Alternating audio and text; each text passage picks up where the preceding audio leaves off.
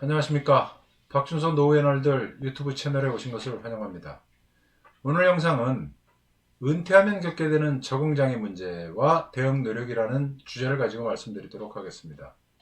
이 내용은 제가 준비되지 않은 상황에서 급작스럽게 은퇴할 수밖에 없었던 경험담을 가지고 이야기를 할 건데요.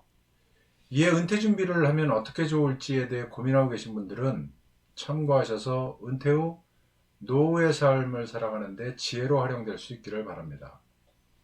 그럼 먼저 은퇴 문제에 대한 이야기를 해보겠는데요. 은퇴를 하게 되면 누구나 겪게 되는 문제가 있습니다. 첫 번째로 일단 소득은 없고 지출만 있게 되죠. 그리고 두 번째로는 매일 습관적으로 행하던 출퇴근하는 일이 없어지게 됩니다. 그래서 은퇴 전후에 있는 사람들은 이 문제 해결을 위해 나름대로 은퇴 계획이라는 것을 세우고 그에 따라서 준비하고 실행을 하게 되는데요. 보통은 경제적 문제를 갖고 있는 일부를 제외하고는 소득은 없고 지출만 있다고 하더라도 은퇴를 했기 때문에 돈벌이를 하지 않고 자율적인 소일거리나 취미생활 정도나 하고 진행했다고 생각을 합니다. 하지만 막상 은퇴 생활을 하게 되면은 그 일이 그렇게 생각한 것처럼 뜻대로 되지 않는다는 것을 그제서야 알게 됩니다. 그 이유는 여러 가지 있을 수 있겠으나 가장 근본적인 원인은 작심삼일이라는 말이 있듯이 조직적 통제가 없는 자율적 계획이다 보니까 꼭 의무적으로 하지 않아도 된다는 생각이 들기 때문입니다. 특히 취미생활이라고 하는 것도 취향과 상황에 따라 재미를 별로 느끼게 되지를 못하다 보니까 그것도 몇 번 정도로 끝나버리고 말게 되기 때문이죠. 그래서 은퇴 생활을 시작하고 얼마간 시간이 지나고 나면 심리적 혹은 정신적으로 문제가 나타나게 됩니다. 그것 중에 그 일반적인 게 심심하다, 무료하다 같은 것들인데 그것은 하는 일이 그다지 많지 않고 오히려 아무 일도 하지 않고 보내는 시간이 너무 많기 때문인데요. 그래서 소일거리 차원에서 뭐라도 해보겠다고 생각하고 일거리를 찾아봅니다. 하지만 자신에게 적합하고 마땅한 일이 그렇게 쉽게 찾아지질 않게 되죠. 간혹 소일거리 겸 용돈벌이라도 하겠다고 출퇴근할 수 있는 일자리를 찾는 경우도 있습니다만 그렇다고 그게 다 원활하지는 않습니다. 대다수는 적응을 제대로 하지 못해 짧은 시간 안에 그만두는 게 대반사입니다. 그러다 보면 보통의 은퇴자들은 이런 상황이 반복이 될 수밖에 없잖아요. 그러면서 하루하루를 보내게 되는 게 예사입니다. 이때 일부의 사람들은 은퇴하고 나면은 일상이 그렇게 될 거야 라고 예상을 하기도 하고 그래서 잘 안 된다는 것을 알면서 그냥 그것을 그냥저냥 인정하면서 그럭저럭 그 환경에 적응을 하고 유유자적하면서 별탈 없이 지내죠. 그러나 사람에 따라서는 일상에 대응하는 생각과 자세가 개인 특성에 따라 다양한 문제에 봉착하게 됩니다. 예를 들어서 사소한 어떤 일을 할 때나 사소한 어떤 사건이 일어났을 때 진짜 별거 아닌데 짜증스럽고 신경질적인 행동을 하는 경우가 있습니다. 그리고 일이 안 되면 잘 안 된다고 안 풀린다고 불평을 자주 하게 하는 그 행동을 보이게 되는데요. 이런 사람들은 뭔가 자신이 생각하고 추구하는 일이 원활하지 않다가 보니까 그 마음속에서 나타나는 심리적 갈등으로 나타나는 문제라고 생각이 듭니다. 그렇지 않으면 변화된 환경에 적응을 하지 못해 발생하는 적응장애일 가능성이 있죠. 이러한 문제가 심화되면은 회의감이라든가 공허함, 위축감, 불안감 같은 것을 느끼게 되는데 이게 이제 심해지면 우울증이나 대인간 기피증 같은 그런 문제가 발생할 수 있게 됩니다. 그래서 은퇴자들은 이러한 문제에 봉착하지 않도록 일단 노력해야 될 게 있습니다. 그렇지 않으면 은퇴 생활이 힘들어져요. 어려워질 수밖에 없어요. 그래서 오늘 어떻게 하면 좋은지 그에 대한 말씀을 드리도록 할 텐데요. 가장 중요한 게 이제 제 경험으로 봐서는 마음가짐입니다. 어떤 마음가짐이냐면은 현실. 그러니까 은퇴 전후에 이게 어떤 생활의 차이가 나타나잖아요. 그 나타나는 것을 있는 그대로 인정하고 수용하는 겁니다. 이렇게 해야 하는 이유는 은퇴를 하고 나면 누구나 시간적인 여유로움이 많아지게 되죠. 그러다 보니까 한가로워질 수밖에 없습니다.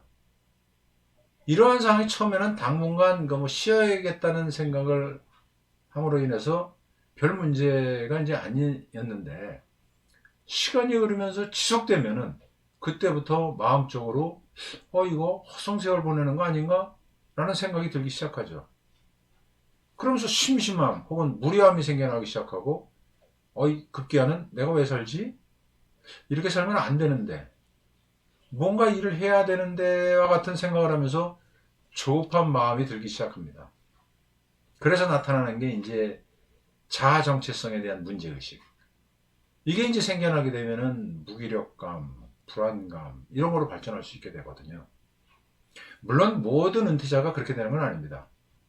주로 이런 문제에 맞닥뜨리게 되는 사람은 일을 하지 않으면 불안해지는 상태가 되는 그 일 중독에 걸린 사람들입니다. 그런데 우리나라 은퇴자들은 보통 하루 종일 일만 하면서 일만 생각하면서 살아온 직장인들이잖아요. 그러다 보니까 경중의 차이는 있지만 웬만하면 다 이런 일 중독에 걸렸다라고 할 수 있어요. 혹시 만일 여러분들이 자신이 하던 일에 너무 집착을 하거나 쉴 때도 일 생각이 머리에서 떠나지 않는 경향을 보였다거나 혹시 지금도 보인다면 중한 일 중독을 의심할 필요가 있습니다. 사실 제가 그런 경험을 했거든요. 하루 종일 컴퓨터 앞에 앉아 있어야 그래야 무언가를 하는 듯해서 마음이 편안해지는 상태입니다. 여러분들은 어떻습니까? 만일 이런 일 중독의 성향을 보인다면 지금 말씀드린 바와 같이 자꾸 현실을 인정하고 그래 은퇴를 했으니까 이럴 수밖에 없어 이건 당연한 거야 라고 마음을 자꾸 그렇게 먹는 그래서 자기 마음을 다스려야 됩니다. 그래서 내 생각을 자꾸 바꾸는 노력을 해야 된다는 거 이거 말씀을 드리고요. 두 번째는 너무 과하지 않고 의미 있는 소일거리를 찾는 겁니다. 근데 우리 소일거리라고 그래갖고 뭐 특별한 게 사실 없거든요. 뭔가 하는 게 중요해요. 우리 인생 막바지라고 할 수 있는 그 은퇴 후 노후의 삶. 나에게 가장 중요한 핵심 가치가 무엇일까를 먼저 생각하고 그에 적합하고 보람이 있는 혹은 의미 있는 일을 찾아서 실천하는 게 중요합니다. 이게 크게 생각할 필요 없어요. 나는 그냥 하루를 아무 탈 없이 지내는 게 나의 삶의 가장 중요한 가치야. 이렇게 생각하면은 진짜 유유자적하면서 지내는 게 가장 좋습니다. 근데 누구는 아니야 나는 공부하는 거야. 이런 마음을 먹는 거. 그래서 뭔가 학습하고 배우는 거에 가치를 두는 분들은 어때요? 뭔가 하기 위해서 자기가 행동을 하게 되는데 그 행동이 스스로한다 이거죠.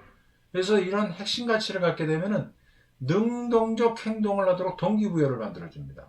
그러다 보니까 이런 분들은 아침에 일어나면은 식사하시고 어디를 가냐면 도서관에 가요.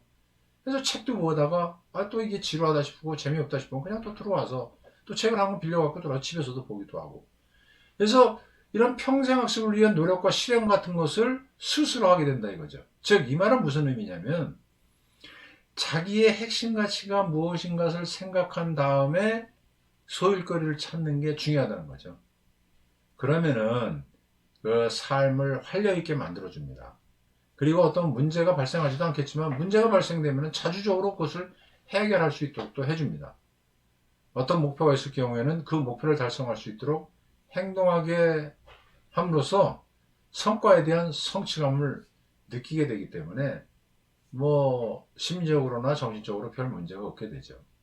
그래서 은퇴 후에는 어떤 그 자기 핵심 가치가 무엇인지를 스스로 생각해보는, 이게 중요하다는 말씀드립니다. 세 번째는, 그런 소일거리를 하다 보면은 성과에 대한 생각이 날 수가 있습니다. 이때 이 성과를 그냥 좀 안 되더라도 긍정적이며 낙관적으로 생각하도록 마음을 먹는 겁니다. 그래야 하는 이유는, 이상하게도 은퇴 후에는 어떤 일을 하다 보면 뜻대로 되질 않거나 오히려 문제가 발생해서 걱정거리가 생겨나는 경우가 있습니다. 걱정거리가 생겨나면 어떨까요? 짜증과 함께 부정적인 생각과 판단을 할 수 있거든요.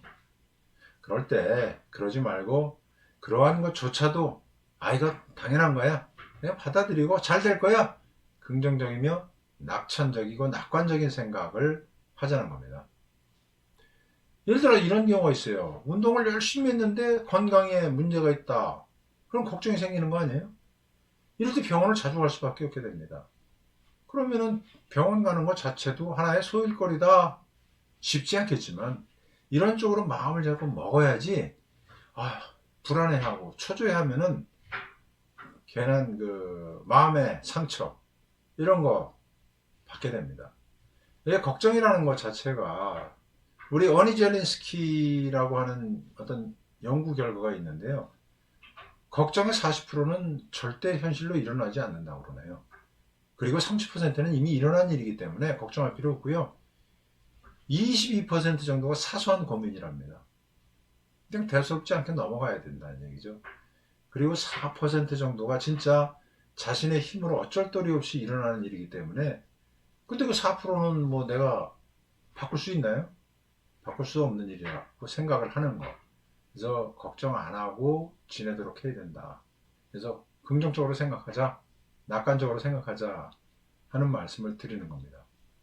네 번째로, 재정적 걱정 유무에 관계없이 지출을 줄이는데 초점을 맞추는 어떤 행위를 한번 해보면 어떨까 해서 제가 이거는 제안을 드립니다. 집 규모를 지금 현재 살고 있는 것보다 줄이는, 우리 다운사이징이라고 그러거든요. 그것을 시도해보는 겁니다.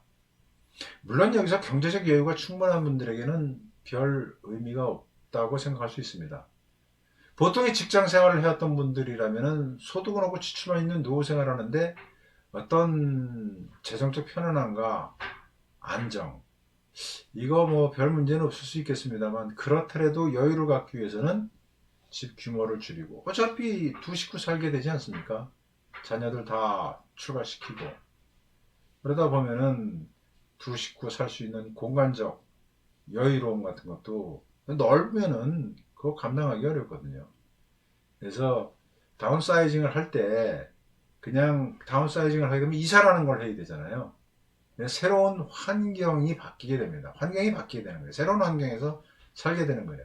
이러면은 어떤 새로운 에너지, 이런 동기부여 같은 것들이 만들어주기 때문에 굉장히 참 그 노후 생활에 긍정적인 요인으로 작용을 합니다. 이럴 때 도시에서 도시로 가는 것보다는 저는 도시에서 전원으로 이사를 해보는 게 어떨까 하는 그것을 권유드리고 싶은데요. 새로 그런 전원 생활을 하게 되면은 지역의 어떤 문화 같은 거, 그 다음에 삶의 방식이 새로워지기 때문에 새로운 걸 경험하게 되잖아요. 그러다 보면 즐거운 시간을 많이 겪게 됩니다.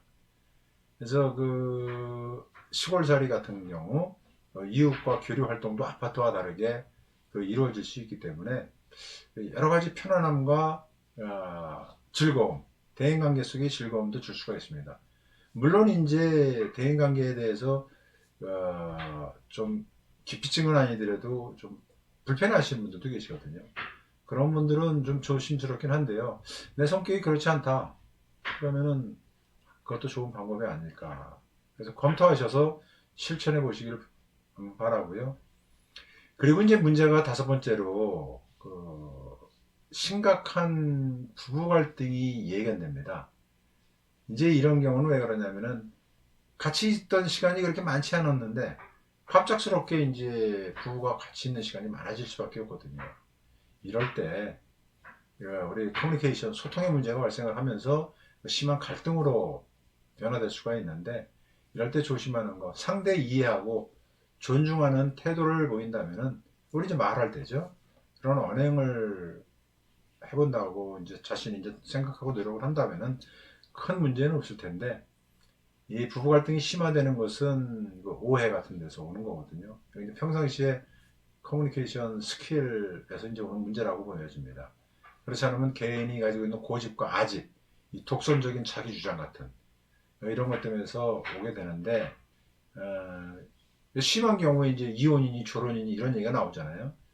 그래서 원활한 소통을 위해서는 상대의 다름을 이해하고 존중하는 자세, 부부간에 이게 굉장히 중요하거든요.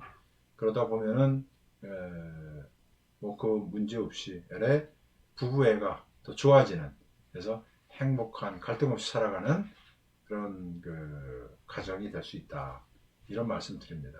그래서 그 은퇴 후에 부부 생활 같이 하는 데 있어서 제일 중요한 게 커뮤니케이션, 소통 방식이다 라는 말씀 드리고요. 이상 제가 여기까지 은퇴자의 적응장애와 문제에 대한 대응 노력 영상인데요, 마무리하겠습니다. 꼭 전하고 싶은 결론은 주거 규모를 줄인 다운사이징을 통해 지출을 줄여서 여유 자금을 확보하는 게 제가 이제 가장 좋은 하나의 대응 방안이다, 방법이다 라고 말씀드릴 수 있고요. 일 중독에 벗어나길 바랍니다. 소일거리를 찾고자 한다면 대도시보다 소도시, 시골 같은 데서 지금과 다른 문화생활, 다른 특성을 가진 사람들과 접하면서 생활을 해보는 게 좋지 않을까라는 말씀을 드려봅니다. 그래서 은퇴 후 노후의 삶을 살아가는데 최고의 가치는, 저는 여유라는 생각을 하는 사람입니다. 어떤 가치를 추구하는지 모르겠지만 이런 여유에 가치를 두신다면, 가치를 여유에 두신다면 시골 자리 검토해 보기를 권유드리면서 오늘 영상 여기서 마치도록 하겠습니다. 고맙습니다.